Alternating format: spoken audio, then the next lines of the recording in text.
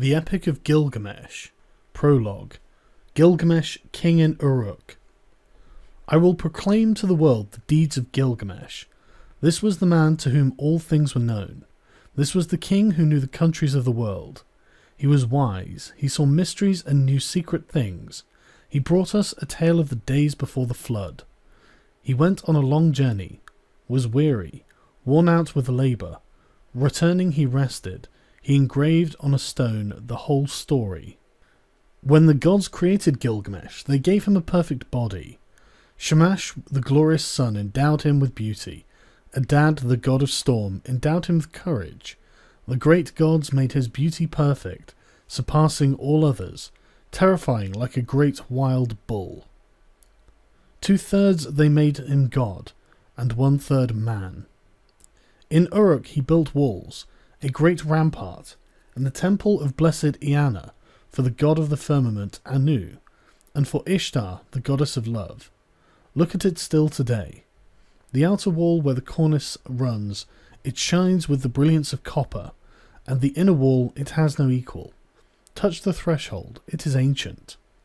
Approach Iana, the dwelling of Ishtar, our lady of love and war, and like which no latter-day king, no man alive can equal. Climb upon the wall of Uruk, walk along it, I say, regard the foundation terrace and examine the masonry. Is it not burnt brick and good? The 7 sages laid the foundations. 1. The coming of Enkidu. Gilgamesh went abroad in the world, but he met with none who could withstand his arms, till he came to Uruk. But the men of Uruk muttered in their houses. Gilgamesh sounds the tocsin for his amusement. His arrogance has no bounds by day or night.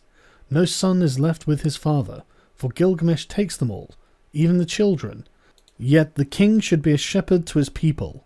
His lust leaves no virgin to her lover, neither the warrior's daughter nor the wife of a noble. Yet this is the shepherd of the city, wise, comely, and resolute. The gods heard their lament. The gods of heaven cried to the lord of Uruk, to Anu the god of Uruk. A goddess made him, strong as a savage bull. None can withstand his arms. No son is left with his father, for Gilgamesh takes them all. And this is the king, the shepherd of his people?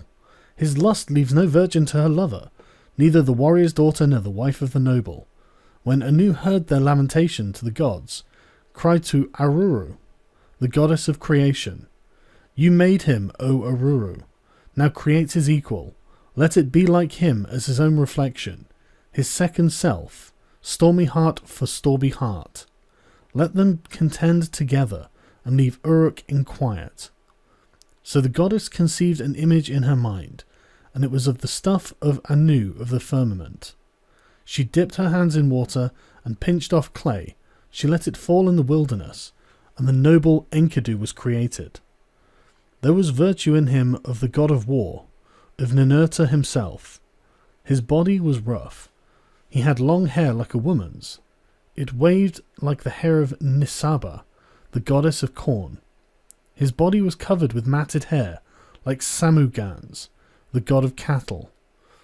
He was innocent of mankind. He knew nothing of the cultivated land. Enkidu ate grass in the hills with the gazelle, and lurked with the wild beasts at the waterholes. He had the joy of the water, with the herds of wild game. But there was a trapper who met him one day face to face at the drinking hole, for the wild game had entered his territory.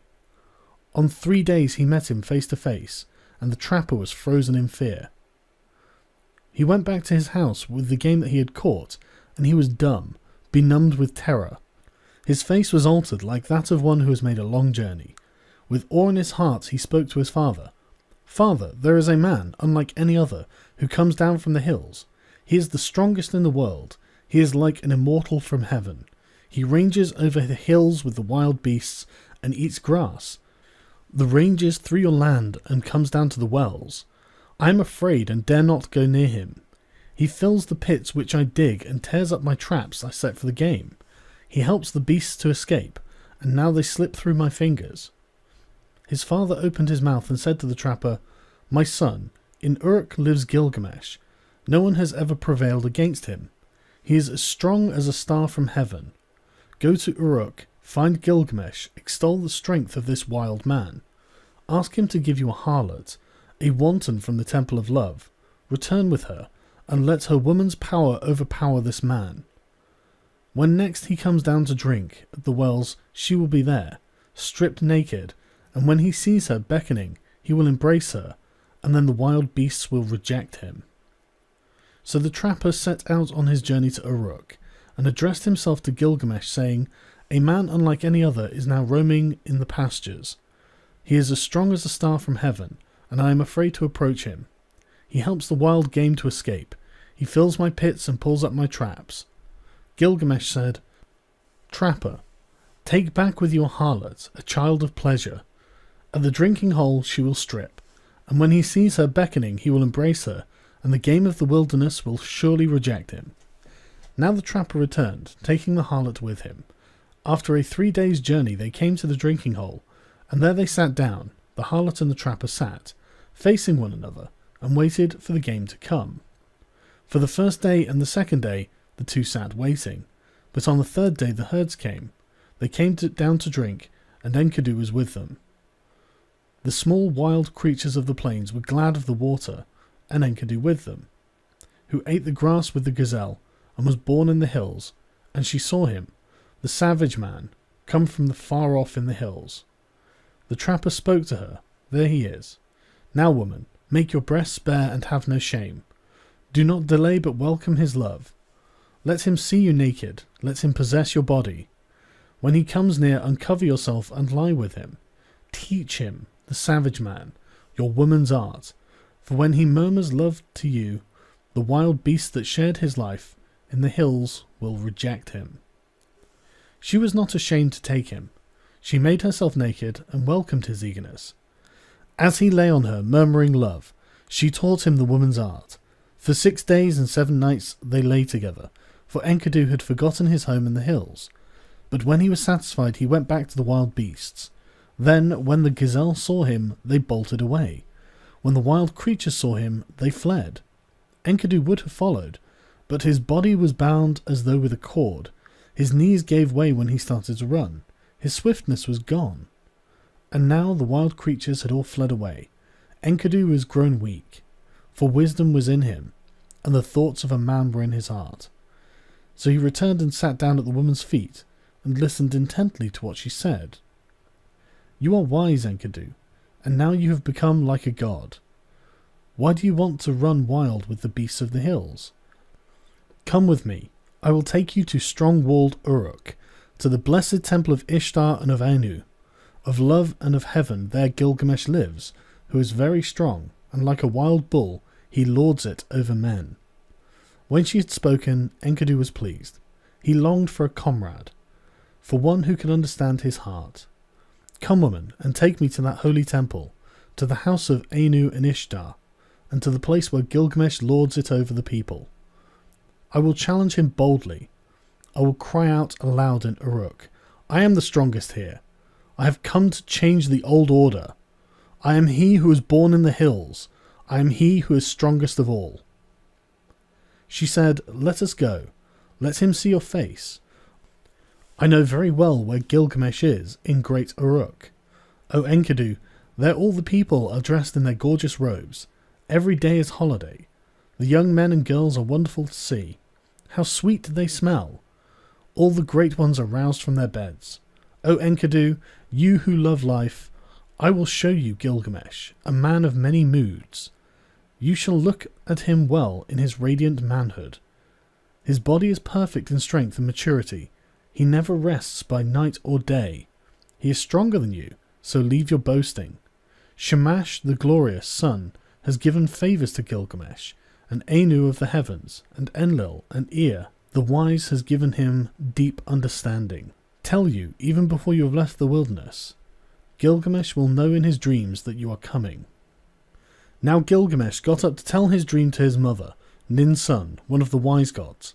"Mother, last night I had a dream. I was full of joy, the young heroes around me, and I walked through the night under the stars of the firmament, and one, a meteor of the stuff of Anu, fell down from heaven. I tried to lift it, but it proved too heavy. All of the people of Uruk came around to see it. The common people jostled and the nobles thronged to kiss its feet, and to me its attraction was like the love of a woman. They helped me. I braced my forehead, and I raised it with thongs, and I brought it to you, and you yourself pronounced it my brother. Then Ninsun, who was well beloved and wise, said to Gilgamesh, "This star of heaven, which descended like a meteor from the sky, which you tried to lift but found too heavy, when you tried to move it, it would not budge, and so you brought it to my feet. I made it for you, a golden spur, and you were drawn to it as though to a woman. This is the strong comrade, the one who brings help to his friend in need. He is the strongest of wild creatures, the stuff of Anu, born in the grasslands, and the wild hills reared him. When you see him, you will be glad. You will love him as a woman, and he will never forsake you. This is the meaning of the dream." Gilgamesh said, "Mother, I have dreamed a second dream. In the streets of strong-walled Uruk there lay an axe. The shape of it was strange, and the people thronged around. I saw it and was glad. I bent down, deeply drawn towards it. I loved it like a woman, and I wore it at my side." Ninsun answered, "That axe which you saw, which drew you so powerfully like the love of a woman, that is the comrade who I give to you. And he will come in his strength like one of the host of heaven. He is the brave companion who rescues his friend in necessity." Gilgamesh said to his mother, "A friend, a counselor has come to me from Enlil, and now I shall befriend and counsel him." So Gilgamesh told his dreams, and the harlot retold them to Enkidu. And now she said to Enkidu, "When I look at you, you have become like a god. Why do you yearn to run wild again with the beasts in the hills? Get up from the ground, the bed of a shepherd." He listened to her words with care. It was good advice that she gave. She divided her clothing in two, and with one half she clothed him, and with the other herself, and holding his hand she led him like a child to the sheepfolds into the shepherds' tents. There all the shepherds crowded around to see him. They put down bread in front of him, but Enkidu could only suck the milk of wild animals. He fumbled and gaped, at a loss what to do or how he should eat the bread and drink the strong wine. Then the woman said, "Enkidu, eat bread, it is the stuff of life. Drink the wine, it is the custom of the land." So he ate till he was full, and drank strong wine, 7 goblets. He became merry, his heart exulted, and his face shone. He rubbed down the matted hair of his body, and anointed himself with oil. Enkidu had become a man, but when he had put on man's clothing, he appeared like a bridegroom. He took arms to hunt the lion, so that the shepherds could rest at night. He caught wolves and lions, and the herdsmen lay down in peace, for Enkidu was their watchman, that strong man who had no rival. He was merry living with the shepherds, till one day lifting his eyes he saw a man approaching. He said to the harlot, "Woman, fetch that man here. Why has he come? I wish to know his name." She went and called the man, saying, "Sir, where are you going on this weary journey?" The man answers, saying to Enkidu, "Gilgamesh has gone to the marriage house and shut out the people. He does strange things in Uruk, the city of great streets. At the roll of the drum, work begins for the men, and work for the women. Gilgamesh the king is about to celebrate marriage with the queen of love, and he still demands to be the first with the bride. The king to be first and the husband to follow, for that was ordained by the gods from his birth, from the time the umbilical cord was cut. But now the drums roll for the choice of the bride, and the city groans." At these words, Enkidu turned white in the face. "I will go to the place where Gilgamesh lords it over the people. I will challenge him boldly. I will cry aloud in Uruk. I have come to change the old order, for I am the strongest here." Now Enkidu strode in front, and the woman followed behind. He entered Uruk, that great market, and all the folk thronged around him, where he stood in the street in strong-walled Uruk. The people jostled. Speaking of him, they said, "He is the spit of Gilgamesh. He is shorter, he is bigger of bone. This is the one reared on the milk of the wild beasts. His is the greatest strength." The men rejoiced. Now Gilgamesh has met his match. This great one, this hero whose beauty is like a god. He is a match even for Gilgamesh. In Uruk the bridal bed was made, fit for the goddess of love. The bride waited for the bridegroom, but in the night Gilgamesh got up and came to the house. Then Enkidu stepped out. He stood in the street and blocked the way. Mighty Gilgamesh came on, and Enkidu met him at the gate. He put out his foot and prevented Gilgamesh from entering the house, so they grappled, holding each other like bulls. They broke the doorposts and the walls shook. They snorted like bulls locked together. They shattered the doorposts and the walls shook. Gilgamesh bent his knee with his foot planted on the ground, and with a turn Enkidu was thrown. Then immediately his fury died. When Enkidu was thrown, he said to Gilgamesh, "There is not another like you in the world." Nin's son, who is as strong as a wild ox in the byre, said she was the mother who bore you. So now you are raised above all men, and Enlil has given you the kingship, for your strength surpasses the strength of men. So Enkidu and Gilgamesh embraced, and their friendship was sealed. 2. The Forest Journey. Enlil of the Mountain, the father of the gods, had decreed the destiny of Gilgamesh. So Gilgamesh dreamed, and Enkidu said, "The meaning of the dream is this: the father of the gods has given you kingship. Such is your destiny. Everlasting life is not your destiny. Because of this, do not be sad at heart. Do not be grieved or oppressed. He has given you power to bind and to loose, to be the darkness and the light of mankind. He has given you unexampled supremacy over the people, victory in battle from which no fugitive returns, in forays and assaults from which there is no going back. But do not abuse this power. Deal justly with your servants in the palace. Deal justly before Shamash." The eyes of Enkidu were full of tears, and his heart was sick. He sighed bitterly, and Gilgamesh met his eye and said, "My friend, why do you sigh so bitterly?" But Enkidu opened his mouth and said, "I am weak. My arms have lost their strength. The cry of sorrow sticks in my throat. I am oppressed by idleness." It was then the Lord Gilgamesh turned his thoughts to the country of the living. On the land of cedars, the Lord Gilgamesh reflected. He said to his servant Enkidu, "I have not established my name stamped on bricks, as my destiny decreed. Therefore I will go up to the country where the cedar is felled. I will set up my name in the place where the names of famous men are written, and where no man's name is written yet, I will raise a monument to the gods. Because of the evil that is in the land, we will go into the forest and destroy the evil, for in the forest lives Humbaba, whose name is Hugeness, a ferocious giant." But Enkidu sighed bitterly and said, "When I went with the wild beasts ranging through the wilderness, I discovered the forest. Its length is 10,000 leagues in every direction. Enlil has appointed Humbaba to guard it, and armed him with sevenfold terrors. Terrible to all flesh is Humbaba.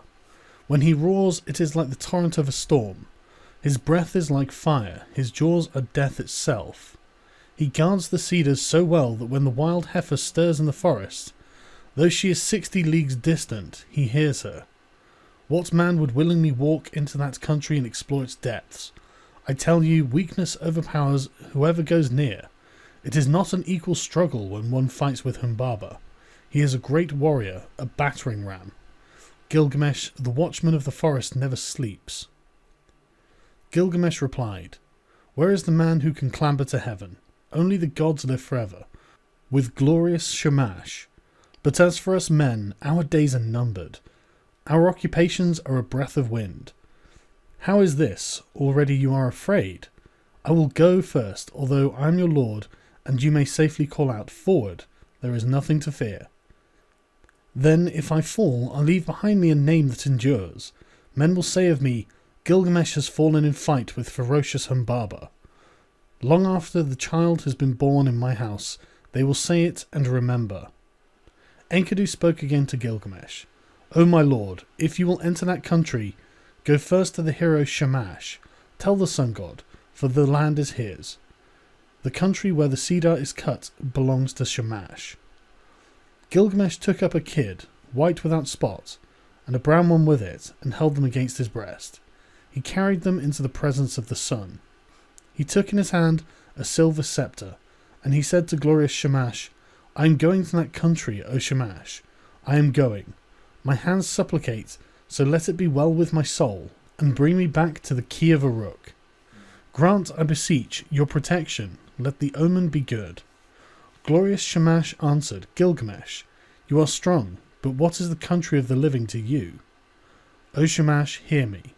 Hear me, Shamash, let my voice be heard. Here in the city, man dies oppressed at heart. Man perishes with despair in his heart.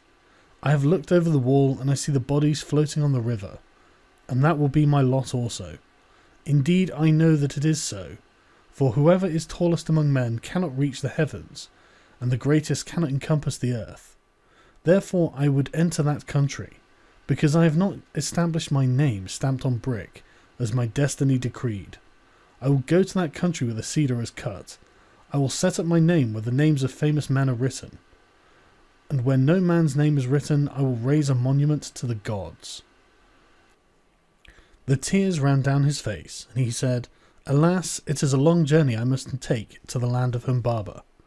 If this enterprise is not to be accomplished, why did you move me, Shamash, with a restless desire to perform it? How can I succeed if you will not succour me? And if I die in that country, I will die without rancour. But if I return, I will make a glorious offering of gifts and of praise to Shamash. So Shamash accepted the sacrifice of his tears. Like the compassionate man, he showed him mercy. He appointed strong allies for Gilgamesh, sons of one mother, and stationed them in mountain caves. Great winds he appointed, the north wind, the whirlwind, the stone and the icy wind, the tempest and the scorching wind, like vipers, like dragons, like scorching fire, like a serpent that freezes the heart, a destroying flood and the lightning's fork. Such were they, and Gilgamesh rejoiced. He went to the forge and said, I will give orders to the armourers. They shall cast us our weapons while we watch them. So they gave orders to the armourers and craftsmen and sat down in conference. They went to the groves of the plain and cut willow and boxwood. They cast for them axes of 90 pounds, and great swords they cast with blades of 60 pounds each one, with pommels and hilts of 30 pounds. They cast for Gilgamesh the axe, might of heroes, and the bow of Anshan. And Gilgamesh was armed, and Enkidu, with the weight of the arms they carried, was 30 pounds. The people collected, and the councillors in the streets and in the marketplace of Uruk. They came to the gate of 7 bolts, and Gilgamesh spoke to them in the marketplace. I, Gilgamesh, go to see that creature of whom such things are spoken, the rumour of whose name fills the world. I will conquer him in his cedar wood, and show the strength of the sons of Uruk, and all the world shall know. I am committed to this enterprise, to climb the mountain, to cut down the cedar, to leave behind me an enduring name. The councillors of Uruk, the great market, answered him, Gilgamesh, you are young and your courage carries you far. You cannot know what this enterprise means, which you have planned. We have heard that Humbaba is not like men who die. His weapons are such that none can stand against them. The forest stretches for 10,000 leagues in every direction. Who would willingly go down to explore its depths? As for Humbaba, when he roars it is like the torrent of a storm. His breath is like fire, and his jaws are death itself. Why do you crave to do this thing, Gilgamesh? It is no equal struggle when one fights with Humbaba, that battering ram. When he heard these words of the councillors, Gilgamesh looked at his friend and laughed. How shall I answer them? Shall I say I am afraid of Humbaba? I will sit at home all the rest of my days? Then Gilgamesh opened his mouth again and said to Enkidu, My friend, let us go to the great palace, to Egalma, and stand before Ninsun the queen. Ninsun is wise with deep knowledge. She will give us counsel for the road that we must go. They took each other by the hand, and they went to Egalma. And they went to Ninsun the great queen. Gilgamesh approached. He entered the palace and spoke to Ninsun. Ninsun, will you listen to me? I have a long journey to go, to the land of Humbaba, and I must travel an unknown road and fight a strange battle. From the day I go until I return, till I reach the cedar forest and destroy the evil which Shamash abhors, pray for me to Shamash. Ninsun went into her room. She put on a dress becoming to her body. She put on jewels to make her breast beautiful. She placed a tiara on her head, and her skirts swept the ground. Then she went up to the altar of the sun, Standing upon the roof of the palace, she burnt incense and lifted her arms to Shamash as the smoke ascended. O Shamash, why do you give this restless heart to Gilgamesh, my son? Why did you give it? You have moved him, and now he sets out on a long journey to the land of Humbaba, to travel an unknown road and fight a strange battle. Therefore, from the day that he goes till the day he returns, until he reaches the cedar forest, until he kills Humbaba and destroys the evil thing which you, Shamash, abhor, do not forget him. But let the dawn, Aya, your dear bride, remind you always, and when the day is done, give him to the watchman of the night, to keep him from harm. Then Ninsun, the mother of Gilgamesh, extinguished the incense, and she called to Enkidu with this exhortation: Strong Enkidu, you are not the child of my body, but I will receive you as my adopted son. You are my other child, like the foundlings they bring to the temple. Serve Gilgamesh, and as a foundling serves the temple and priestesses who reared him, in the presence of my women, any votaries and hierophants, I declare it. She then placed the amulet for a pledge around his neck and said to him, I entrust my son to you. Bring him back to me safely. And now they brought to them the weapons. They put in their hands the great swords in their golden scabbards, and the bow and the quiver. Gilgamesh took the axe, he slung the quiver from his shoulder, and the bow of Anshan, and buckled the sword to his belt, so they were armed and ready for the journey. Now all the people came and pressed on them, and said, When will you return to the city? The councillors blessed Gilgamesh and warned him, Do not trust too much in your own strength. Be watchful, restrain your blows at first. The one who goes in front protects his companion. The good guide who knows the way guards his friend. Let Enkidu lead the way. He knows the road to the forest. He has seen Humbaba and is experienced in battles. Let him press first into the passes. Let him be watchful and look to himself. Let Enkidu protect his friend and guard his companion, and bring him safe through the pitfalls of the road.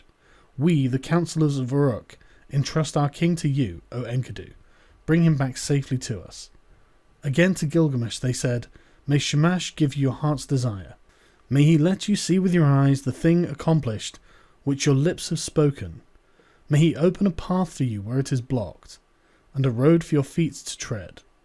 May he open the mountains for your crossing, and may the night time bring you the blessings of night, and Lugal Banda, your guardian god, stand beside you for victory. May you have victory in battle, as though you fought with a child. Wash your feet in the river of Humbaba, to which you are journeying. In the evening dig a well, and let there always be pure water in your water skin. Offer cold water to Shamash, and do not forget Lugal Banda. Then Enkidu opened his mouth and said, Forward, there is nothing to fear. Follow me, for I know the place where Humbaba lives, and the paths where he walks. Let the councillors go back, that here is no cause for fear. When the councillors heard this, they sped the hero on his way. Go, Gilgamesh. May your guardian god protect you on the road and bring you safely back to the key of Uruk. After 20 leagues, they broke their fast.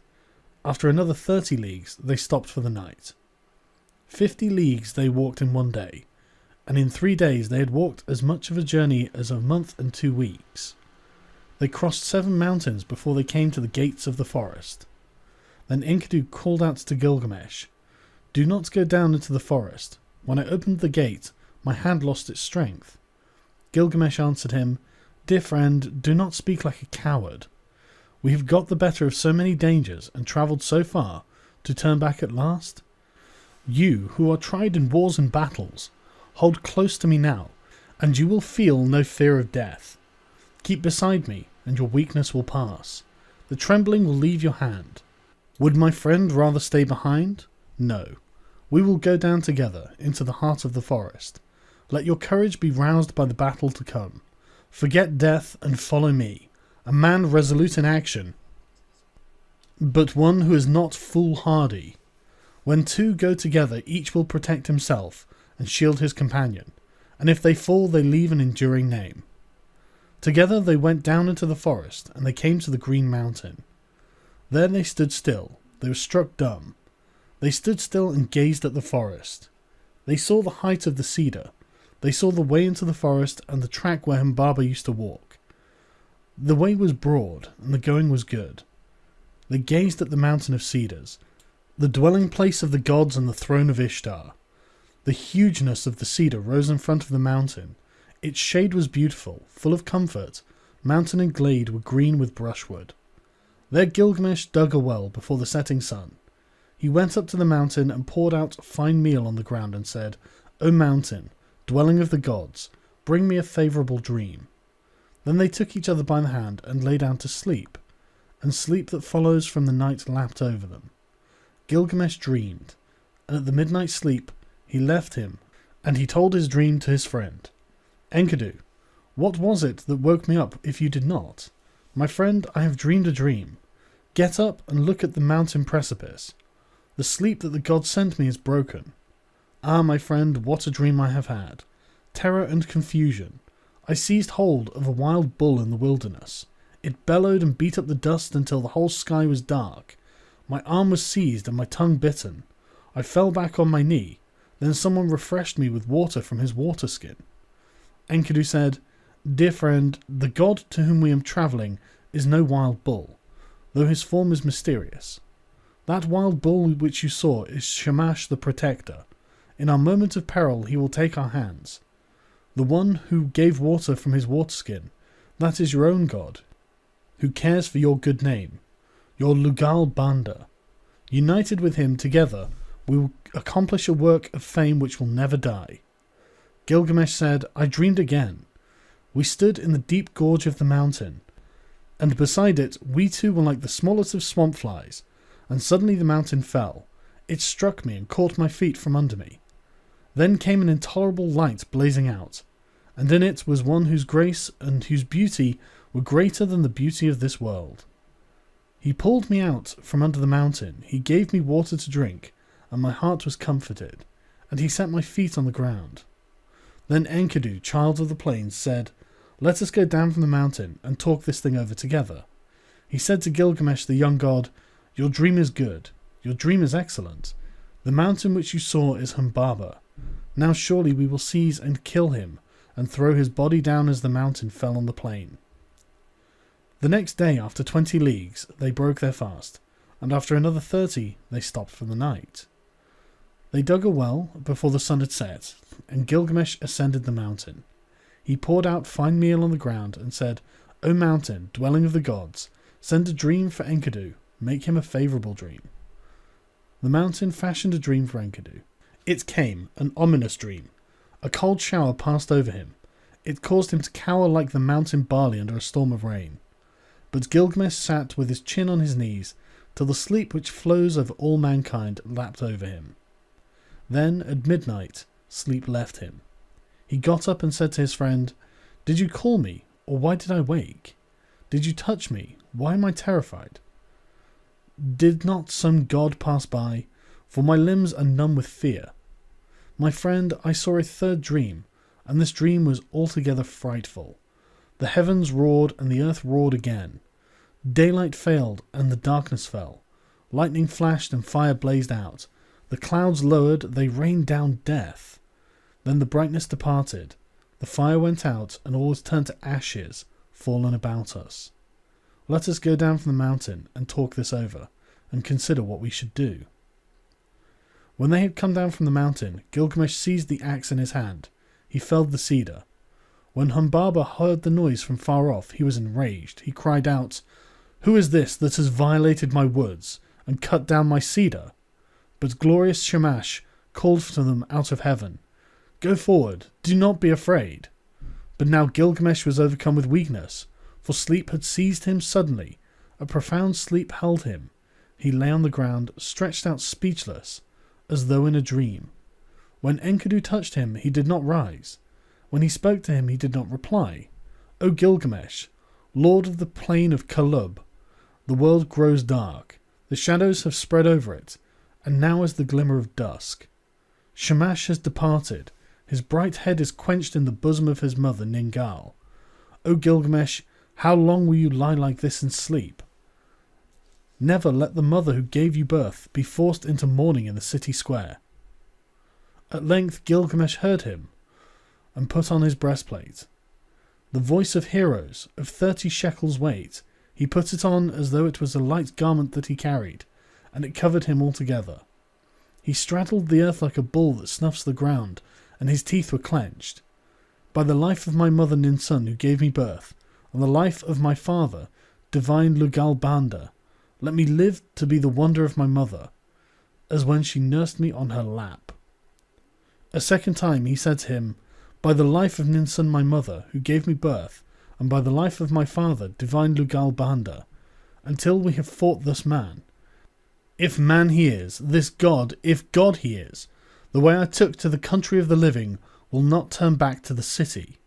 Then Enkidu, the faithful companion, pleaded, answering him, O my lord, you do not know this monster, and that is the reason that you are not afraid. I know him. I am terrified. His teeth are dragon's fangs. His countenance is like a lion. His charge is the rushing of the flood, and with his look he crushes alike the trees of the forest and the reeds of the swamp. O my lord, you may go on if you choose into thus land, but I will go back to the city.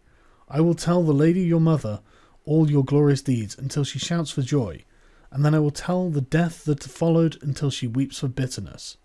But Gilgamesh said, Immolation and sacrifice are not yet for me. The boat of the dead shall not go down, nor the 3-ply cloth be cut for my shrouding. Not yet will my people be desolate, nor the pyre be lit in my house, and my dwelling burnt on the fire. Today give me your aid, and you shall have mine. What then can go amiss with us two? All living creatures born of the flesh shall sit in the last boat of the west, and when it sinks, the boat of Maglium sinks, and they are gone. But we shall go forward and fix our eyes on the monster. If your heart is fearful, throw away fear. If there is terror in it, throw away terror. Take your axe in your hand and attack. He who leaves the fight unfinished is not at peace. Humbaba came out of his strong house of cedar. Then Enkidu called out, O Gilgamesh, remember your bosun Uruk. Forward, attack, son of Uruk. There is nothing to fear. When he heard those words, his courage rallied. He answered, Make haste, close in. If the watchman is there, do not let him escape the woods, where he will vanish. He has put on the first of his 7 splendours, but not yet the other 6. Let us trap him before he is armed. Like a raging wild bull, he snuffed the ground. The watchman of the woods turned full of threatenings. He cried out. Humbaba came from his house of strong cedar. He nodded his head and shook it, menacing Gilgamesh, and on him he fastened his eye, the eye of death. Then Gilgamesh called out to Shamash, and his tears were flowing. O glorious Shamash, I have followed the road you've commanded, but now if you send no succour, how shall I escape? Glorious Shamash heard his prayer, and he summoned the great wind, the north wind, the whirlwind, the storm, the icy wind, the tempest, and the scorching wind. They came like dragons, like a scorching fire, like a serpent that freezes the heart, a destroying flood, and a lightning's fork. The 8 winds rose up against Humbaba. They beat against his eyes. He was gripped, unable to go forward or back. Gilgamesh shouted, By the life of Ninsun my mother, and Devine Lugalbanda my father, in the country of the living, in this land I have discovered your dwelling. My weak arms and my small weapons I have brought into this land against you, and now I will enter your house. And so he felled the first cedar, and they cut the branches and laid them at the foot of the mountain. At the first stroke Humbaba blazed out, but still they advanced. They felled 7 cedars and cut and bound branches, and laid them at the foot of the mountain, and 7 times Humbaba loosed his glory upon them. As the 7th blaze died out, they reached his lair. He slapped his thigh in scorn. He approached like a noble wild bull roped on the mountain, a warrior whose elbows are bound together. The tears started to his eyes, and he was pale. Gilgamesh, let me speak. I have never known a mother nor father who reared me. I was born of the mountain, he reared me, and Enlil made me the keeper of this forest. Let me go free, Gilgamesh, and I will be your servant. You shall be my lord, and all the trees of the forest that I have tended on the mountain shall be yours. I will cut them down and build you a palace. He took him by the hand and led him to his house, so that the heart of Gilgamesh was moved with compassion. He swore by the heavenly life, by the earthly life, by the underworld itself, O Enkidu, should not the snared bird return to its nest? and the captive man return to his mother's arms? Enkidu answered, the strongest of men will fall to fate if he has no judgment. Namtar, the evil fate that knows no distinction between men, will devour him. If the snared bird returns to its nest, if the captive man returns to his mother's arms, then you, my friend, will never return to the city where the mother is waiting who gave you birth. He will bar the mountain road against you, and make all the pathways impassable. Humbaba said, Enkidu, what you have spoken is evil. You, a hireling, dependent for your bread. In envy and for fear of a rival you have spoken evil words. Enkidu said, do not listen, Gilgamesh. This Humbaba must die. Kill Humbaba first and his servants after. But Gilgamesh said, if we touch him, the blaze and the glory of the light will be put out in confusion. The glory and glamour will vanish. Its rays will be quenched. Enkidu said to Gilgamesh, not so, my friend. First entrap the bird. And where shall the chicks run then? Afterwards we can search out the glory and the glamour, when the chicks run distracted through the grass. Gilgamesh listened to the word of his companion. He took the axe in his hand, he drew the sword from his belt, and he struck Humbaba with the thrust of the sword to the neck. And Enkidu, his comrade, struck the second blow. At the third blow, Humbaba fell. Then there followed confusion, for this was the guardian of the forest, whom they had felled to the ground. For as far as 2 leagues the cedars shivered. When Enkidu felled the watcher of the forest, he at whose voice Hermon and Lebanon used to tremble. Now the mountains were moved and all the hills, for the guardian of the forest was killed. They attacked the cedars, the 7 splendours of Humbaba were extinguished. So they pressed on to the forest, bearing the sword of 8 talents. They uncovered the sacred dwellings of the Anunnaki. And while Gilgamesh felled the first of the trees of the forest, Enkidu cleared the roots, as far as the banks of the Euphrates. They set Humbaba before the gods, before Enlil. They kissed the ground and dropped the shroud, and set the head before him. When he saw the head of Humbaba, Enlil raged at them. Why did you do this thing? From henceforth may the fire be on your faces. May it eat the bread that you eat, may it drink where you drink. Then Enlil took again the blaze and the 7 splendours that had been Humbaba's. He gave the first to the river, and he gave to the lion, to the stone of execration, to the mountain, and to the dreaded daughter of the queen of hell. O Gilgamesh, king and conqueror of the dreadful blaze, wild bull who plunders the mountain, who crosses the sea, glory to him, and from the brave the greater glory is Enki's. 3. Ishtar and Gilgamesh and the death of Enkidu. Gilgamesh washed out his long locks and cleaned his weapons. He flung his hair back from his shoulders. He threw off his stained clothes and changed them for new. He put on his royal robes and made them fast. When Gilgamesh had put on the crown, glorious Ishtar lifted her eyes, seeing the beauty of Gilgamesh. She said, Come to me, Gilgamesh, and be my bridegroom. Grant me the seed of your body. Let me be your bride, and you shall be my husband. I will harness for you a chariot of lapis lazuli and of gold, and with wheels of gold and horns of copper, and you shall have mighty demons of the storm for draught mules. When you enter our house in the fragrance of cedarwood, threshold and throne will kiss your feet. Kings, rulers, and princes will bow down before you. They shall bring you tribute from the mountains and the plain. Your ewes shall drop twins, and your goats triplets. Your pack ass shall outrun mules. Your oxen shall have no rivals, and your chariot horses shall be famous far off for their swiftness. Gilgamesh opened his mouth, and glorious Ishtar, If I take you in marriage, what gifts can I give in return? What ointments and clothing for your body? I would gladly give you bread, and all sorts of food fit for a god. I would give you wine to drink, fit for a queen. I would pour out barley to stuff your granary. But as for making you my wife, that I will not. How would it go with me?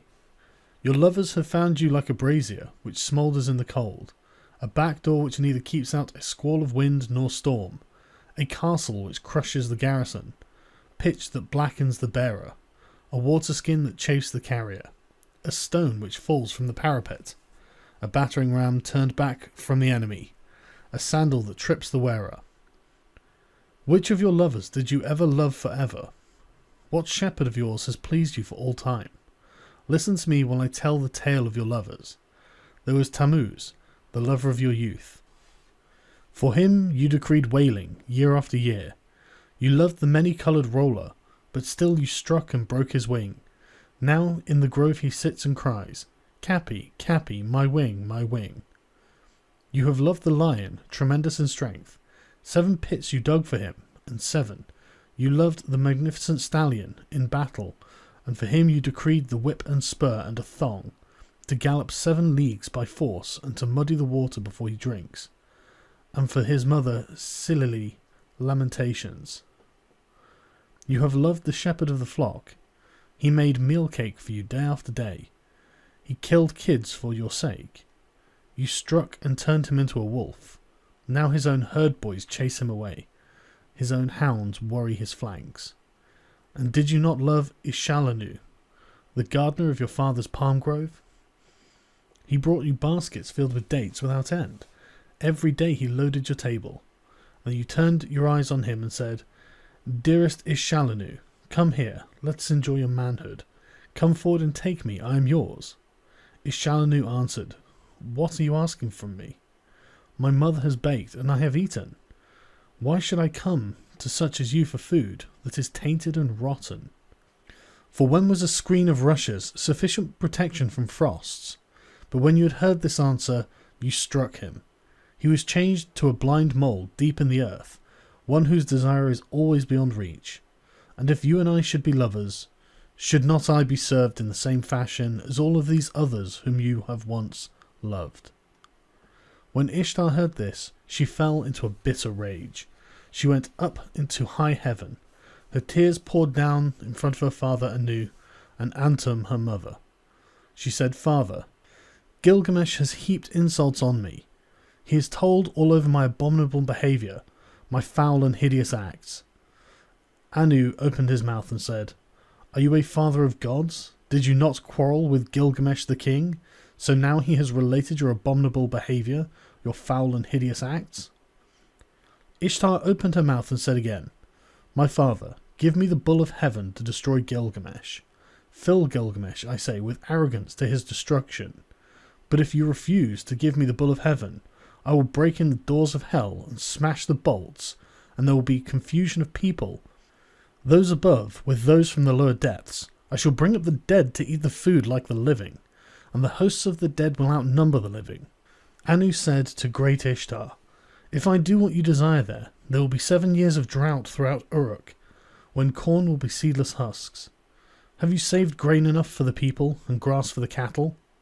Ishtar replied, I have saved grain for the people and grass for the cattle. For 7 years of seedless husks there is grain and grass enough. When Anu heard what Ishtar had said, he gave her the bull of heaven to lead by the halter down to Uruk. When they reached the gates of Uruk, the bull went into the river, and with his first snort, cracks opened in the earth, and 100 young men fell down to death. With his second snort, cracks opened, and 200 fell down to death. And with his third snort, cracks opened. Enkidu doubled over, but instantly recovered. He dodged aside and leapt on the bull, and seized it by the horns. The bull of heaven foamed in his face. It brushed him with the thick of its tail. Enkidu cried to Gilgamesh, My friend, we boasted that we would leave enduring names behind us. Now thrust your sword between the nape and the horns. So Gilgamesh followed the bull. He seized the thick of its tail. He thrust the sword between the nape and the horns and slew the bull. When they had killed the bull of heaven, they cut out its heart and gave it to Shamash, and the brothers rested. But Ishtar rose tip and mounted the great wall of Uruk. She sprang on the tower and uttered a curse. Woe to Gilgamesh, for he has scorned me in killing the bull of heaven. When Enkidu heard these words, he tore out the bull's right thigh and tossed it in her face, saying, If I could lay my hands on you, it is this I should do to you, and lash the entrails to your side. When Ishtar called together her people, the dancing and singing girls, the prostitutes of the temple, the courtesans, over the thigh of the bull of heaven she set up lamentation. But Gilgamesh called the smiths and the armourers, all of them together. They admired the immensity of the horns. They were plated with lapis lazuli, 2 fingers thick. They were 30 pounds each in weight, and their capacity in oil was 6 measures, which he gave to his guardian god, Lugalbanda. But he carried the horns into the palace and hung them on the wall. There they washed their hands in the Euphrates. They embraced each other and went away. They drove through the streets of Uruk, where the heroes were gathered to see them. And Gilgamesh called to the singing girls, "Who is most glorious of the heroes? Who is the most eminent among men?" "Gilgamesh is the most glorious of heroes. Gilgamesh is the most eminent among men." And now there was feasting, and celebrations and joy in the palace, till the heroes lay down, saying, "Now we will rest for the night." When the daylight came, Enkidu got up and cried to Gilgamesh, "O my brother, such a dream I had last night." Anu, Enlil, Ea, and heavenly Shamash took counsel together, and Anu said to Enlil, "Because they have killed the bull of heaven, and because they have killed Humbaba, who guarded the cedar mountain, one of the two must die." Then glorious Shamash answered the hero Enlil, "It was by your command that they killed the bull of heaven, and killed Humbaba, and must Enkidu die, although innocent?" Enlil flung around in rage at glorious Shamash. "You dare to say this, you who went about them every day like one of themselves." So Enkidu lay stretched out before Gilgamesh. His tears ran down in streams, and he said to Gilgamesh, "O my brother, so dear as you are to me, brother, yet they will take me from you." Again he said, "I must sit down on the threshold of the dead, and never again will I see my dear brother with my eyes." While Enkidu lay alone in his sickness, he cursed the gate as though it were living flesh. "You there, wood of the gate, dull and insensible, witless, I searched for you over 20 leagues, until I saw the towering cedar. There is no wood like you in our land. 72 cubits high and 24 wide, the pivot and the ferrule and the jambs are perfect. A master craftsman from Nippur has made you, but oh, if I had known the conclusion, if I had known that this was all the good that would come of it, I would have raised the axe and split you into little pieces, and set up here a gate of wattle instead. Ah, if only some future king had brought you here, or some god had fashioned you. Let him obliterate my name, and write his own, and curse the fall on him instead of Enkidu." With the brightening of the dawn, Enkidu raised his head and wept before the sun god. In the brilliance of the sunlight, his tears streamed down. "Sun god, I beseech you, about that vile trapper, that trapper of nothing, because of whom I was to catch less than my comrade. Let him catch least. Make his game scarce, make him feeble. Taking the smaller of every share, let his quarry escape from the nets." When he had cursed the trapper to his heart's content, he turned on the harlot. He was roused to curse her also. "As for you, woman, with a great curse I curse you. I will promise you a destiny to all eternity. My curse shall come upon you soon and sudden, for you shall be without a roof for your commerce, for you shall not keep house with other girls in the tavern, but do your business in places fouled by the vomit of the drunkard. Your hire will be the potter's earth, your thievings will be flung into the hovel. You will sit at the crossroads in the dust of the potter's quarter. You will make your bed on the dunghill at night, and by day take your stand in the wall's shadow. Brambles and thorns will tear at your feet. The drunk and the dry will strike your cheek, and your mouth will ache. Let you be stripped of your purple dyes, for I too once in the wilderness with my wife had all of the treasure I wished." When Shamash heard these words of Enkidu, he called to him from heaven, "Enkidu, why are you cursing the woman, the mistress who taught you to eat bread fit for gods, and drink wine of kings? She who put upon you a magnificent garment, did she not give you the glorious Gilgamesh for your companion? And has not Gilgamesh, your own brother, made you rest on a royal bed and recline on a couch at his left hand? He has made the princes of the earth kiss your feet, and now all the people of Uruk lament and wail over you. When you are dead, he He will let his hair grow long for your sake. He will wear a lion's pelt and wander through the desert." When Enkidu heard glorious Shamash, his angry heart grew quiet. He called back the curse and said, "Woman, I promise you another destiny. The mouth which cursed you shall bless you. Kings, princes, and nobles shall adore you. On your account, a man, though 12 miles off, will clap his hand to his thigh, and his hair will twitch. For you he will undo his belt and open his treasure, and you shall have your desire, lapis lazuli, gold, and carnelian, from the heap in the treasury. A ring for your hand and a robe shall be yours. The priest will lead you into the presence of the gods. On your account, a wife, a mother of 7, was forsaken. As Enkidu slept alone in his sickness, in bitterness of spirit, he poured his heart out to his friend. It was I who cut down the cedar, who levelled the forest, who slew Humbaba, and now see what has become of me. Listen, my friend, this is the dream I dreamed last night. The heavens roared and the earth rumbled back in answer. Between them stood I before an awful being, a sombre-faced man-bird. He had directed me on his purpose. His was a vampire face, his foot was a lion's foot, and his hand was an eagle's talon. He fell on me, and his claws were in my hair. He held me fast, and I smothered. He then transformed me, so that my arms became wings covered with feathers. He turned his stare towards me, and he led me away to the palace of Uruk, the Queen of Darkness, to the house from which none who enters ever returns, down the road from which there is no coming back. There is the house whose people sit in darkness. Dust is their food and clay their meat. They are clothed like birds. With wings for covering they see no light, they sit in darkness. I entered the house of dust, and I saw the kings of the earth put their crowns away forever.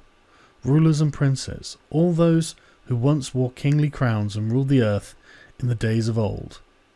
They who stood in the place of gods like Anu and Enlil stood now like servants to fetch baked meat in the house of dust, to carry cooked meat and cold water from the waterskin. In the house of dust, which I entered, were high priests and acolytes, priests of the incantation and of ecstasy, and there were servers of the temple, and there was Etana, that king of Dish, whom the eagle carried to heaven in the days of old. I also saw Samukuan, god of cattle, and there was Ereshkigal, the queen of the underworld, and Befit Sheri squatted in front of her, she who is recorder of the gods and keeps the book of death. She held a tablet from which she read. She raised her head and she saw me and spoke. "Who has brought this one here?" Then I awoke like a man drained of blood who wanders alone in a waste of rashes, like one whom the bailiff has seized and his heart pounds with terror. Gilgamesh peeled off his clothes as he listened to his words and wept quick tears. Gilgamesh listened and his tears flowed. He opened his mouth and spoke to Enkidu. "Who is there in strong-willed Uruk who has wisdom like this? Strange things have been spoken. Why does your heart speak so strangely? The dream was marvellous, but the terror was great. We must treasure the dream, whatever the terror, for the dream has shown that misery comes at last to the healthy man, and the end of life is sorrow." And Gilgamesh lamented. "Now I will pray to the great gods, for my friend had an ominous dream." This day on which Enkidu dreamed came to an end, and he lay stricken with sickness. One whole day he lay on his bed, and his suffering increased. He said to Gilgamesh, the friend on whose account he had left the wilderness, "Once I ran for the water of life, and now I have nothing." A second day he lay on his bed, and Gilgamesh watched over him, but the sickness increased. A third day he lay on his bed. He called out to Gilgamesh, rousing him up. Now he was weak, and his eyes were blind with weeping. 10 days he lay, and his suffering increased. 11 and 12 days he lay on his bed of pain. Then he called to Gilgamesh, "My friend, the great goddess cursed me, and I must die in shame. I shall not die like a man fallen in battle. I feared to fall, but happy is the man who falls in battle, for I must die in shame." And Gilgamesh wept over Enkidu. With the first light of dawn, he raised his voice and said to the councillors of Uruk, "Hear me, great ones of Uruk. I weep for Enkidu, my friend. Bitterly moaning like a woman mourning, I weep for my brother.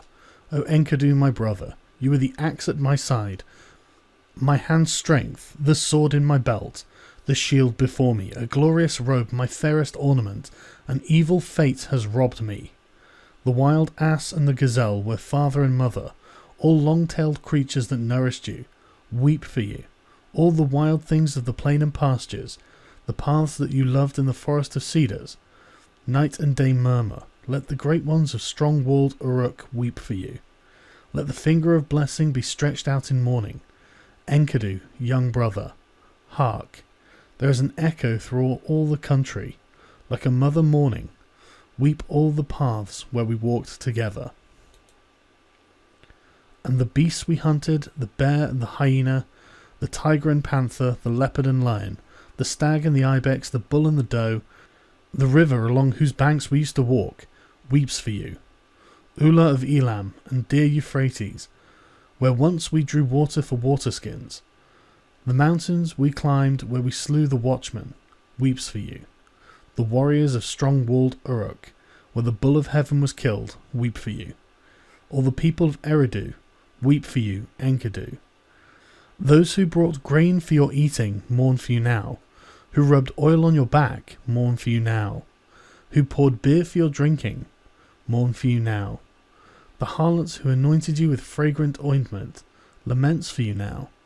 The women of the palace who brought you a wife, a chosen ring of good advice, lament for you now. And the young men, your brothers, as though they were women, go long-haired in mourning. What is this sleep which holds you now? You are lost in the dark and cannot hear me." He touched his heart, but it did not beat, nor did he lift his eyes again. When Gilgamesh touched his heart, it did not beat. So Gilgamesh laid a veil, as one veils a bride, over his friend. He began to rage like a lion, like a lioness robbed of her whelps. This way and that he paced around the bed. He tore out his hair and strewed it about. He dragged off his splendid robes and flung them down as if they were abominations. In the first light of dawn, Gilgamesh cried out, "I made you rest on a royal bed. You reclined on a couch at my left hand, and the princes of the earth kissed your feet. I will cause all of the people of Uruk to weep over you, and raise the dirge of the dead. The joyful people will stoop with sorrow, and when you have gone to the earth, I will let my hair grow long for your sake. I will wander through the wilderness in the skin of a lion." The next day also, in the first light, Gilgamesh lamented. 7 days and 7 nights he wept for Enkidu, until the worm fastened on him. Only then he gave him up to the earth, for the Anunnaki, the judges, had seized him. Then Gilgamesh issued a proclamation throughout the land. He summoned them all, the coppersmiths, the goldsmiths, the stoneworkers, and commanded them, "Make a statue of my friend." The statue was fashioned with a great weight of lapis lazuli for the breast, and of gold for the body. A table of hardwood was set out, and on it a bowl of carnelian filled with honey, and a bowl of lapis lazuli filled with butter. He exposed and offered to the sun, weeping as he went away. 4. The search for everlasting life. Bitterly Gilgamesh wept for his friend Enkidu. He wandered over the wilderness as a hunter. He roamed over the plains. In his bitterness he cried, "How can I rest? How can I be at peace? Despair is in my heart. What my brother is now, I shall be when I am dead. Because I am afraid of death, I will go as best I can to find Utnapishtim, whom they call the Far Away, for he has entered the assemblies of the gods." So Gilgamesh travelled over the wilderness. He wandered over grasslands on a long journey, in search of Utnapishtim, whom the gods took after the deluge, and they set him to live in the land of Dilmun, in the garden of the sun, and to him alone of men they gave everlasting life. At night when he came to the mountain passes, Gilgamesh prayed. In these mountain passes long ago I saw lions. I was afraid. I lifted my eyes to the moon. I prayed. And my prayers went up to the gods. So now, O moon, God's sin, protect me. When he had prayed, he lay down to sleep, until he was awoken out of a dream. He saw the lions round him glorifying in life. And he took his axe in his hand. He drew his sword from his belt, and he fell upon them like an arrow from the string, and struck and destroyed and scattered them. So at length Gilgamesh came to Marshu, the great mountains about which he had heard many things, which guard the rising and the setting sun. Its twin peaks are as high as the wall of heaven, and its paps reach down into the underworld. At its gates scorpions stand guard, half man, half dragon. Their glory is terrifying, their stare strikes death into men, and shimmering halos sweeps the mountains that guard the rising sun. When Gilgamesh saw them, he shielded his eyes for the length of a moment only. Then he took courage and approached. When they saw him so undismayed, the man-scorpion called to his mate, "This one who comes to us now is flesh of the gods." The mate of the man-scorpion answered, "2/3 is God, but 1/3 is man." Then he called to the man Gilgamesh. He called to the child of the gods. "Why have you come so great a journey? For what have you travelled so far, crossing dangerous waters? Tell me the reason for your coming." Gilgamesh answered, "For Enkidu.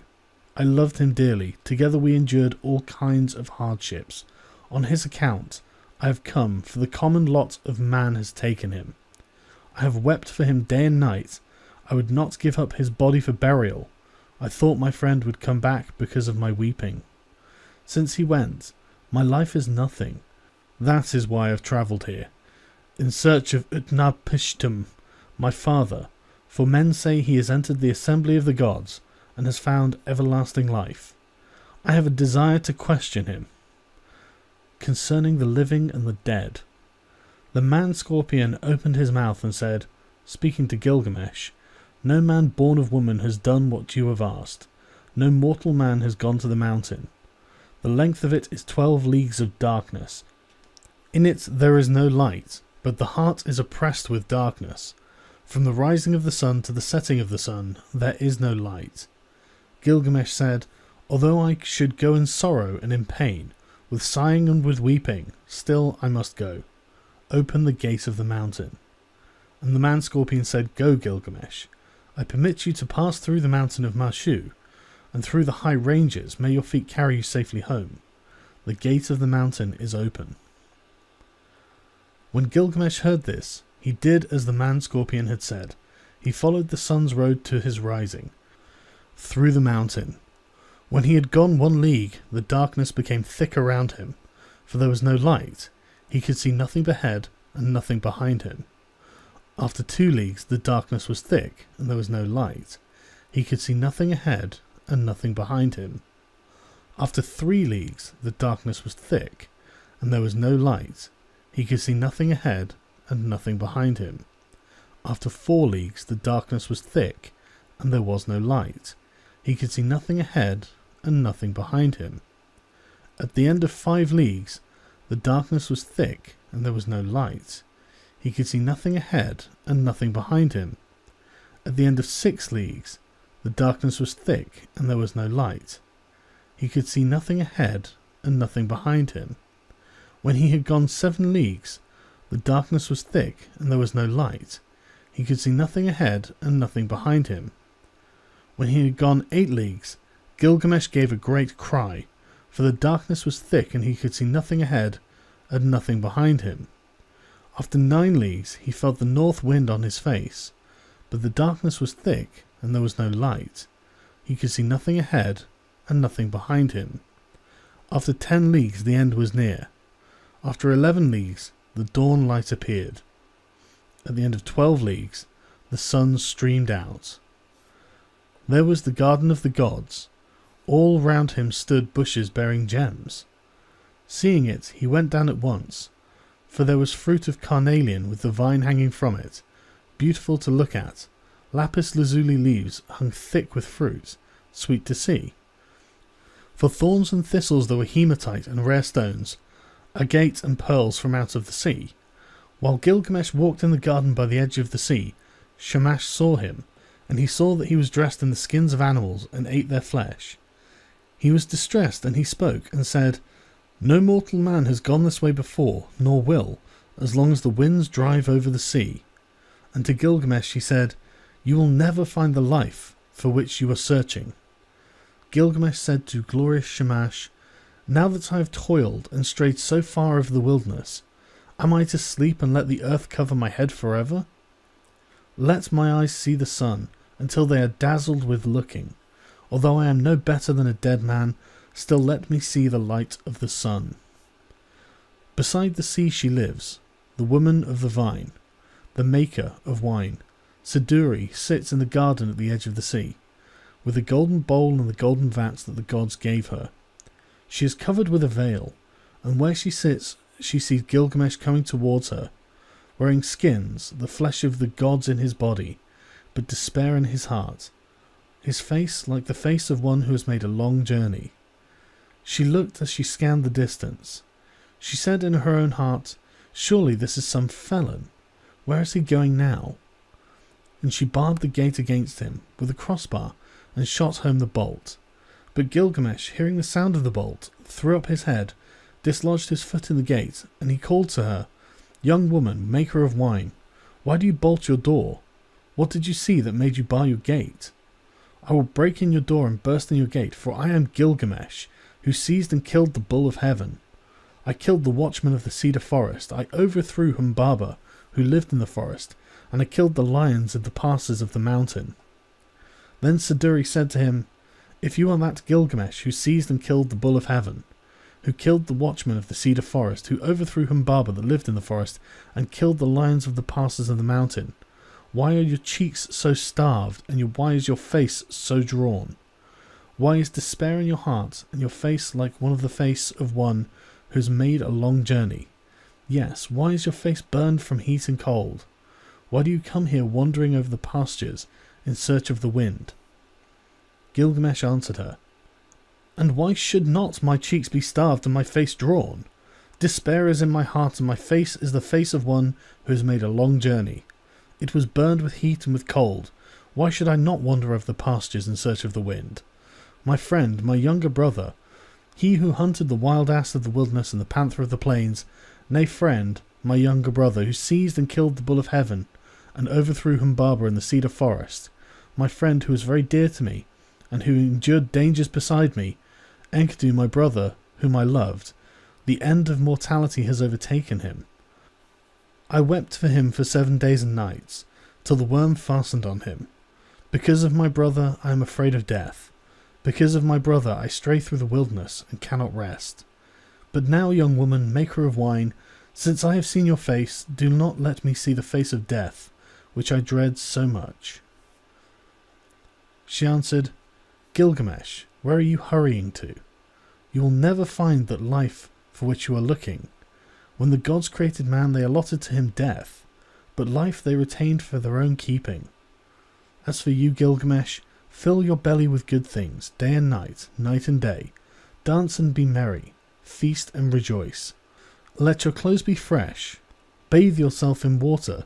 Cherish the little child that holds your hand, and make your wife happy in your embrace. This too is the lot of man." But Gilgamesh said to Siduri, the young woman, "How can I be silent? How can I rest, when Enkidu, whom I love, is dust, and I too shall die and be laid in the earth? You live by the seashore, and look into the heart of it. Young woman, tell me now, which is the way to Utnapishtim, the son of Ubaratutu? What directions are there for passage? Give me, oh give me directions. I will cross the ocean if it's possible. If it is not, I will wander still farther in the wilderness." The winemaker said to him, "Gilgamesh, there is no crossing the ocean. Whoever has come since the days of old has not been able to pass that sea. The sun in his glory crosses the ocean, but who besides Shamash has ever crossed it? The place and the passage are difficult, and the waters of death are deep, which flow between. Gilgamesh, how will you cross the ocean? When you have come to the waters of death, what will you do? But Gilgamesh, down in the woods you will find Urshanabi, the ferryman of Utnapishtim. With him are the holy things, the things of stone. He is fashioning the serpent prow of the boat. Look at him well, and if it's possible, perhaps you will cross the waters with him. But if it's not possible, then you must go back. When Gilgamesh heard this, he was seized with anger. He took his axe in his hand, his dagger from his belt. He crept forward, and he fell on them like a javelin. Then he went into the forest and sat down. Urshanabi saw the dagger flash and heard the axe, and he beat his head, for Gilgamesh had shattered the tackle of the boat in his rage. Urshanabi said to him, "Tell me, what is your name?" "I am Urshanabi, the ferryman of Utnapishtim, the far away." He replied to him, "Gilgamesh is my name. I am from Uruk, from the house of Anu." Then Urshanabi said to him, "Why are your cheeks so starved, and your face drawn? Why is despair in your heart, and your face like the face of one who has made a long journey? Yes, why is your face burned with heat and with cold? And why do you come here wandering over the pastures, in search of the wind?" Gilgamesh said to him, "Why should my cheeks not be starved, and my face drawn? Despair is in my heart, and my face is the face of the one who has made a long journey. I was burned with heat and cold. Why should I not wander over the pastures? My friend, my younger brother, who seized and killed the bull of heaven, and overthrew Humbaba in the cedar forest, my friend who was very dear to me, who endured dangers beside me, Enkidu, my brother whom I loved, the end of mortality has overtaken him. I wept for him for 7 days and nights, until the worm fastened on him. Because of my brother I am afraid of death. Because of my brother I stray through the wilderness. His fate lies heavy upon me. How can I be silent? How can I rest? He is dust, and I too shall die, and be laid in the earth forever. I am afraid of death. Therefore, Urshanabi, tell me, which is the road to Utnapishtim? If it is possible, I will cross the waters of death. If not, I will wander still farther through the wilderness." Urshanabi said to him, "Gilgamesh, your own hands have prevented you from crossing the ocean. When you destroyed the tackle of the boat, you destroyed its safety." Then the two of them talked it over, and Gilgamesh said, "Why are you so angry with me, Urshanabi? For you yourself cross the sea by day and night. All of the seasons you cross it. Gilgamesh, those things you destroyed, their property is to carry me over the water, to prevent the waters of death from touching me. It was for that reason that I preserved them, but you have destroyed them, and the Urnu snakes with them. But now go into the forest, Gilgamesh. With your axe cut poles, 120, cut them 60 cubits long, paint them with bitumen, set them on ferules, and bring them back." When Gilgamesh heard this, he went into the forest. He cut poles 120, he cut them 60 cubits long, and he painted them with bitumen. He set them on ferules, and he brought them to Urshanabi. Then they boarded the boat, Gilgamesh and Urshanabi together, launching it out on the waves of the ocean. For 3 days they ran on it, as were a journey of a month and 15 days, and at last Urshanabi brought the boats to the waters of death. Then Urshanabi said to Gilgamesh, "Press on, take a long pole and thrust it in, but do not let your hands touch the waters. Gilgamesh, take a second pole, take a third, take a fourth pole. Now Gilgamesh, take a fifth, take a sixth and seventh pole. Gilgamesh, take an eighth and a ninth and a 10th pole. Gilgamesh, take an 11th, take a 12th pole." After 120 thrusts, Gilgamesh had used the last pole.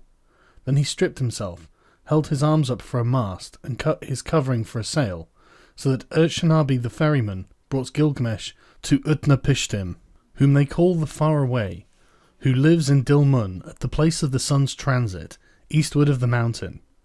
To him alone of men the gods had given everlasting life. Now Utnapishtim, where he lay at ease, looked into the distance, and he said in his heart, musing to himself, "Why does the boat sail here without tackle and mast? Why are the sacred stones destroyed, and why does the master not sail the boat? The man who comes is none of mine. Where I look, I see a man whose body is covered with the skins of beasts. Who is this who walks up the shore behind Urshanabi? For surely he is no man of mine." So Utnapishtim looked at him and said, "What is your name, you who come here wearing the skins of beasts, with your cheeks starved and your face drawn? Where are you hurrying to now? For what reason have you made this great journey, crossing the seas whose passage is difficult? Tell me the reason for your coming." He replied, "Gilgamesh is my name. I am from Uruk, from the house of Anu." Then Utnapishtim said to him, "If you are Gilgamesh, why are your cheeks so starved and your face drawn? Why is despair in your heart and your face like the face of one who has made a long journey? Yes, why is your face burned with heat and cold? Why do you come here wandering over the wilderness in search of the wind?" Gilgamesh said to him, "Why should my cheeks not be starved and my face drawn? Despair is in my heart, and my face is the face of one who has made a long journey. It was burned with heat and cold. Why should I not wander over the pastures? My friend, my younger brother, who seized and killed the bull of heaven, and overthrew Humbaba in the cedar forest, my friend who was very dear to me, and endured dangers beside me, Enkidu, my brother whom I loved, the end of mortality has overtaken him. I wept for 7 days and nights, until the worm fastened on him. Because of my brother, I am afraid of death. Because of my brother, I stray through the wilderness. His fate lies heavy upon me. How can I be silent? How can I rest? He is dust, and I shall die also, and be laid in the earth forever." Again Gilgamesh said, speaking to Utnapishtim, "It is to see Utnapishtim, whom we call the Far Away, that I have come on this journey. For this I have wandered the whole world. I have crossed many difficult ranges. I have crossed the seas. I have wearied myself with travelling. My joints are aching. I have lost acquaintance with sleep, which is sweet. My clothes were worn out before I came to the house of Siduri. I have killed the bear, the hyena, the lion and the panther, the tiger, the stag, the ibex, all sorts of wild game, and the small creatures of the pastures. I ate their flesh and wore their skin, and that is how I came to the gate of the young woman, the maker of wine, who barred her gate of pitch and bitumen against me. But from her I had news of the journey. So I came to Urshanabi, the ferryman, and with him I crossed over the waters of death. O Father Utnapishtim, you who have entered the assembly of the gods, I wish to question you concerning the living and the dead. How shall I find the life for which I am searching?" Utnapishtim said, "There is no permanence. Do we build a house to stand forever? Do we seal a contract to hold for all time? Do brothers divide an inheritance to keep forever? Does the flood time of rivers endure? It is only the nymph of the dragonfly who sheds her larva and sees the sun in his glory. From the days of old there is no permanence. The sleeping and the dead, how alike they are painted with death. What is there between the master and the servant when both have fulfilled their doom? When the Anunnaki, the judges, come together, and Mameton, the mother of destinies, together they decree the fates of men. Life and death they allot, but the day of death they do not disclose." Then Gilgamesh said to Utnapishtim the Far Away, "I look at you now, Utnapishtim, and your appearance is no different than mine. There is nothing strange in your features. I thought I should find you like a hero prepared for battle, but here you are taking ease on your back. Tell me truly, how was it that you came to enter the company of the gods, and to possess everlasting life?" Utnapishtim said to Gilgamesh, "I will reveal to you a mystery. I will tell you a secret of the gods." 5. The story of the flood. You know the city Shuruppak, and it stands on the banks of the Euphrates? That city grew old, and the gods that were in it were old. There was Anu, lord of the firmament, their father, and warrior Enlil their counsellor, and Ninurta the helper, and Ennugi, the watcher over canals, and also with them was Ea. In those days the world teemed, the people multiplied, and the world bellowed like a wild bull. And the great god was aroused by the clamour. Enlil heard the clamour, and he said to the gods in the council, "The uproar of mankind is intolerable, and sleep is no longer possible by reason of the babel." So the gods agreed to exterminate mankind. Enlil did this, but Ea, because of his oath, warned me in a dream. He whispered their words to my house of reeds. Reed house, O wall. Hearken, reed house. Wall reflect, O man of Shuruppak, son of Ubar-Tutu. Tear down your house and build a boat. Abandon possessions and look for life. Despise worldly goods and save your soul alive. Tear down your house, I say, and build a boat. These are the measurements of the bark, as you shall build her. Let hex beam equal her length. Let her deck be roofed like the vault that covers the abyss. Then take up to the boat the seed of all living creatures. When I had understood, I said to my lord, Behold, what you have commanded I will honour and perform. But how shall I answer the people, the city, the elders? Then Ea opened his mouth and said to me, his servant, Tell them this, I have learnt that Enlil is wrathful against me. I dare no longer walk in his land nor live in his city. I will go down to the gulf to dwell with Ea my lord. But on you he will rain down abundance, rare fish and shy wildfowl, and a rich harvest tide. In the evening the rider of the storm will bring you wheat in torrents. In the first light of dawn all my household gathered around me. The children brought pitch, and the men whatever was necessary. On the 5th day I laid the keel and the ribs, and then I made fast the planking. The ground space was 1 acre. Each side of the deck measured 120 cubits, making a square. I built 6 decks below, 7 in all. I divided them into 9 sections, with bulkheads between. I drove in wedges where needed. I saw to the punt poles, and laid in supplies. The carriers brought oil in baskets. I poured pitch into the furnace, and asphalt and oil. More oil was consumed in the caulking, and again the master of the boat took into his stores. I slaughtered bullocks for the people, and every day I killed sheep. I gave to the shipwrights wine to drink, although it were river water, raw wine and red wine and oil and white wine. There was feasting as then, as there is at the time of the New Year's festival. I anointed my head. On the 7th day the boat was complete. Then was the launching, full of difficulty. There was a shifting of ballast above and below, until 2/3 was submerged. I loaded into her all that I had, of gold and of living things, my family, my kin, the beast of the field, both wild and tame, all the craftsmen. I sent them on board, for the time that Shamash had ordained was already fulfilled, when he said, In the evening, when the rider of the storm sends down the destroying rain, enter the boat and batten her down. The time was fulfilled, the evening came, the rider of the storm sent down the rain. I looked out at the weather, and it was terrible, so I too boarded the boat and battened her down. All was now complete, the battening and caulking, so I handed the tiller to Pazur Amuri, the steersman, with the navigation and the care of the whole boat. With the first light of dawn a black cloud came upon the horizon. It thundered within where Adad, lord of the storm, was rising. In front of the hill and plain, Shalat and Hanish, heralds of the storm, led on. Then the gods of the abyss rose up. Nergal pulled out the dams of the nether waters.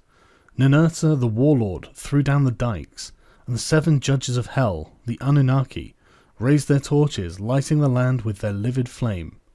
A stupor of despair went up to heaven, and where the god of the storm turned the daylight to darkness, when he smashed the land like a cup, 1 whole day the tempest raged, gathering fury as it went. It poured over the people like the tides of battle. A man could not see his brother, nor the people be seen from heaven. Even the gods were terrified at the flood. They fled to the highest heaven, the firmament of Anu. They crouched against the walls, cowering like curs.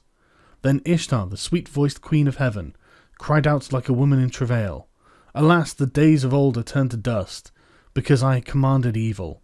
Why did I command thus evil, in council of all the gods? I commanded wars to destroy the people, but they are not my people, for I brought them forth. Now like the spawn of fish they float in the ocean. The great gods of heaven and hell wept. They covered their mouths. For 6 days and 6 nights the wind blew. Torrent and tempest and flood overwhelmed the world. Tempest and flood raged together like warring hosts. When the 7th day dawned, the storm from the south subsided, and the sea grew calm, and the flood was stilled. I looked into the face of the world, and there was silence. All mankind was turned to clay. The surface of the sea stretched flat as a rooftop. I opened a hatch, and light fell on my face. Then I bowed low, I sat down, and I wept. The tears streamed down my face, for on every side was the waste of water. I looked for land in vain. But 14 leagues distant there appeared a mountain, and there the boat grounded. On the mountain of Nicaea the boat held fast. She held fast, but did not budge. One day she held, a second day on the mountain of Nicaea she held fast, and did not budge. A third day, and a fourth day she held fast on the mountain, and did not budge. A fifth day, a sixth day she held fast on the mountain. When the seventh day dawned, I loosed a dove, and let her go. She flew away, but finding no resting place, she returned. Then I loosed a swallow, and she flew away, but finding no resting place, she returned. I loosed a raven. She saw that the waters had retreated. She ate and flew around. She cawed, and she did not come back. Then I threw everything open to the four winds. I made a sacrifice, and poured out a libation on the mountain top. 7 and again 7 cauldrons I set up on their stands. I heaped up wood like cane and cedar and myrtle. When the gods smelled the sweet savour, they gathered like flies over the sacrifice. Then at last Ishtar also came. She lifted her necklace with the jewels of heaven that once Anu had made to please her. O you gods are present, by the lapis lazuli around my neck. I shall remember these days as I remember the jewels of my throat. These last days I shall not forget. Let all the gods gather round the sacrifice, except Enlil. He shall not approach this offering, for without reflection he brought the flood. He consigned my people to destruction. When Enlil had come, when he saw the boat, he was wrath and swelled with anger at the gods, the host of heaven. Has any of these mortals escaped? Not one was to have survived the destruction. Then the god of wells and canals, Ninurta, opened his mouth and said to the warrior Enlil, Who is there in the gods that can devise without Ea? It is Ea alone who knows all things. Then Ea opened his mouth and spoke to the warrior Enlil. Wisest of gods, hero Enlil, how could you so senselessly bring down the flood? Lay upon the sinner his sin, lay upon the transgressor his transgression. Punish him a little when he breaks loose. Do not drive him too hard, or he perishes. Would that a lion had ravaged mankind, rather than the flood. Would that a wolf had ravaged mankind, rather than the flood. Would that a famine had wasted the world, rather than the flood. Would that pestilence had wasted mankind, rather than the flood. It was not I that revealed the secrets of the gods. The wise man learned it in a dream. Now take your counsel, and what shall be done with him? Then Enlil went up to the boat. He took me by the hand, and my wife made us enter the boat and kneel down on either side, he standing between us. He touched our foreheads to bless us, saying, In time past, Utnapishtim was a mortal man. Henceforth he and his wife shall live in the distance at the mouth of the rivers. Thus it was the gods took me and placed me here to live in the distance at the mouth of the rivers. 6. The Return. Utnapishtim said, As for you, Gilgamesh, who will assemble the gods for your sake, so that you may find a life for which you are searching? But if you wish, come and put it to the test. Only prevail against sleep for 6 days and 7 nights. But while Gilgamesh sat there resting on his haunches, a mist of sleep, like soft wool, teased from the fleece, drifted over him. And Utnapishtim said to his wife, Look at him now, the strong man who would have everlasting life. Even now the mists of sleep are drifting over him. His wife replied, Touch the man to wake him, so that he may return to his own land in peace, going back through the gate by which he came. Utnapishtim said to his wife, All men are deceivers. Even you he will attempt to deceive. Therefore bake loaves of bread, each day 1 loaf, and put it beside his head, and make a mark on the wall for the number of days that he has slept. So she baked loaves of bread, each day 1 loaf, and put it beside his head, and she marked on the wall the days that he had slept. And there came a day when the first loaf was hard, the second loaf was like leather, the third was soggy, the crust of the fourth had mould, and the fifth was mildewed, the sixth was fresh, and the seventh was still on the embers. Then Utnapishtim touched him, and he woke. Gilgamesh said to Utnapishtim the faraway, I hardly slept when you touched and roused me. But Utnapishtim said, Count these loaves, and learn how many days that you slept. For your first is hard, your second is like leather, the third is soggy, and the crust of your fourth has mould, your fifth has mildewed, the sixth is fresh, and the 7th is still over on the glowing embers when I touched and awoke you." Gilgamesh said, "What shall I do, O Utnapishtim? Where shall I go?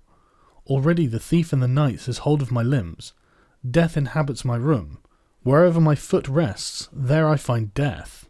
Then Utnapishtim spoke to Ushabti the ferryman. "Woe to you, Ushabti! Now and forevermore you have become hateful to this harbourage. It is not for you, nor for you are the crossings of the sea. Go now, banished from the shore. But this man before whom you have walked, bringing him here, whose body is covered with foulness and the grace of whose limb has been spoiled by wild skins, take him to the washing place. There he shall wash his long hair clean, as snow in the water. He shall then throw off his skins, and let the sea carry them away, and the beauty of his body shall be shown. The fillet on his forehead shall be renewed, and he shall be given clothes to cover his nakedness. Till he reaches his own city and his journey is accomplished, these clothes will show no sign of age, they will wear like a new garment." So Ushabti took Gilgamesh and led him to the washing place.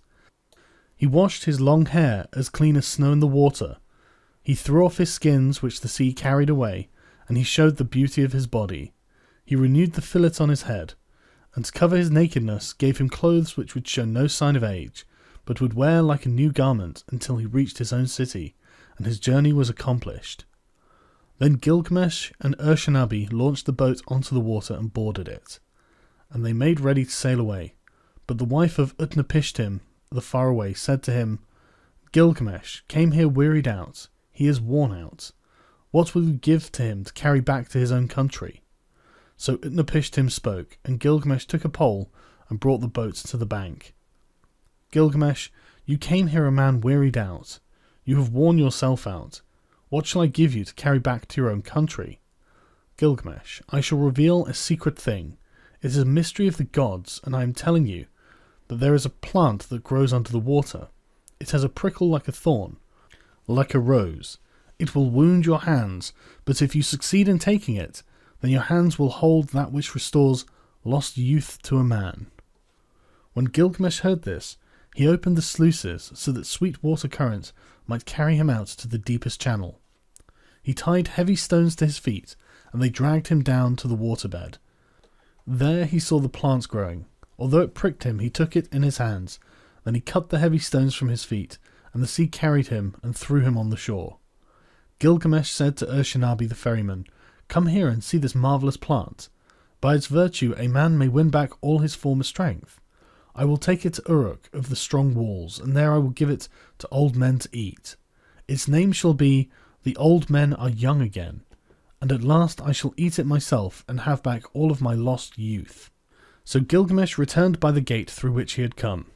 Gilgamesh and Ushabti went together. They travelled their 20 leagues, then they broke their fast. After 30 leagues, they stopped for the night. Gilgamesh saw a well of cool water, and he went down and bathed. But deep in the pool there was lying a serpent, and the serpent sensed the sweetness of the flower. It rose out of the water and snatched it away, and immediately sloughed off its skin and returned to the well. Then Gilgamesh sat down and wept. Tears ran down his face, and he took the hand of Ushabti. "O Ushabti, was it for this that I toiled with my hands? Is it for this that I have wrung out my heart's blood? For on myself I have gained nothing, for the beast of the earth has joy of it now. Already the stream has carried it 20 leagues back to the channels where I found it. I found a sign, and now I have lost it. Let us leave the boat on the bank and go." After 20 leagues they broke their fast. After 30 leagues they stopped for the night. In 3 days they had walked as much as a journey of a month and 15 days. When the journey was accomplished, they arrived at Uruk, the strong-walled city. Gilgamesh spoke to him, to Ushabti the ferryman. "Ushabti, climb up onto the wall of Uruk, inspect its foundation terrace, examine well the brickwork, see if it is not of burnt bricks, and did not the 7 wise men lay the foundations? 1/3 of the whole is city, 1/3 is garden, and 1/3 is field, with the precinct of the goddess Ishtar. These parts and the precinct are all Uruk." This too was the work of Gilgamesh the king, who knew the countries of the world. He was wise, he saw mysteries and knew secret things. He brought us the tale of the days before the flood, and he went on a long journey, was weary, worn out with labour, and returning engraved on a stone the whole story. 7. The death of Gilgamesh. The destiny was fulfilled, which the father of the gods, Enlil, of the mountain, had decreed for Gilgamesh. In nether earth the darkness will show him a light. Of mankind all that are known, none will leave a monument for generations to come to compare with his. The heroes, the wise men, like the new moon have their waxing and waning. Men will say, who has ever ruled with might and power like him? As in the dark month, the month of shadows, so without him there is no light. O Gilgamesh, this was the meaning of your dream. You were given the kingship, such was your destiny. Everlasting life was not your destiny. Because of this, do not be sad at heart. Do not be grieved or oppressed. He has given you power to bind and to loose, to be the darkness and the light of mankind. He has given unexampled supremacy over the people, victory in battle from which no fugitive returns, in forays and assaults from which there is no going back. But do not abuse this power. Deal justly with your servants in your palace. Deal justly before the face of the sun. The king has laid himself down and will not rise again. The lord of Kalub will not rise again. He overcame evil, he will not come again. Though he was strong of arm, he will not rise again. He had wisdom and a comely face, he will not come again. He has gone into the mountain, he will not come again. On the bed of fate he lies, he will not rise again. From the couch of many colours he will not come again. The people of the city, great and small, are not silent. They lift up the lament. All men of flesh and blood lift up the lament. Fate has spoken. Like a hooked fish he lies stretched on the bed, like a gazelle that is caught up in a noose. Inhuman Namtar is heavy upon him, Namtar that has neither hand nor foot, that drinks no water and eats no meat. For Gilgamesh, son of Ninsun, they weighed out their offerings, his dear wife, his son, his concubine, his musicians, his jester, and all his household, his servants, his stewards, all those who lived in the palace, weighed out their offerings for Gilgamesh, the son of Ninsun, the heart of Uruk. They weighed out their offerings to Erishkigal, the queen of death, to all the gods of the dead, to Namtar, who is fate, they weighed out the offering. Bread for Nade, the keeper of the gate. Bread for Ningizda, the god of the serpent, the lord of the tree of life. For Dumuzi, also the young shepherd. For Enki and Ninki. For Endukuga and Nindukuga. For Emnul and Nimnul, all the ancestral gods, the forebears of Enlil. A feast for Shulpe, the god of feasting. For Samukwan, the god of the herds. For the mother Ninhursag and the gods of creation in the place of creation. For the host of heaven, priestesses weighed out the offering of the dead. Gilgamesh, the son of Ninsun, lies in the tomb. At the place of offerings he weighed the bread offering. At the place of libation he poured out the wine. In those days the lord Gilgamesh departed, the son of Ninsun, the king, peerless, without an equal among men, who did not neglect Enlil his master. O Gilgamesh, lord of Kalub, great is thy praise.